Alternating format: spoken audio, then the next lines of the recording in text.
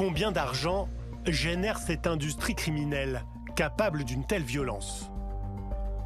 Au péril de sa vie, Neo a réussi à faire sortir des centaines de documents comptables. Le gang qui le détenait était dirigé par des mafieux chinois.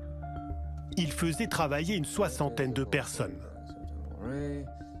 Ça, ce sont les comptes du groupe pour le mois de juillet 2022. Les dépenses et les revenus. Ce mois-là, ils ont gagné presque 450 000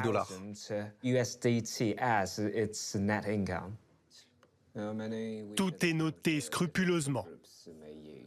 Ici, une liste de victimes, appelées des clientes, et les sommes qu'elles ont envoyées. Selon ce document, en 5 mois, le gang a arnaqué plus de 4 millions d'euros. Un pactole que les chefs se partageaient. Par exemple, le directeur adjoint va recevoir 20%, celui qui est au-dessus 30%, et le patron du groupe 50%. Mais attention, il y a aussi des frais de protection à payer aux groupes armés locaux, et le montant se décide en secret. Dans cette industrie, les sommes brassées sont colossales. Rien que pour Keke Park, Jonathan, l'enquêteur spécialiste des crypto-monnaies, a identifié 6 comptes, appelés des adresses.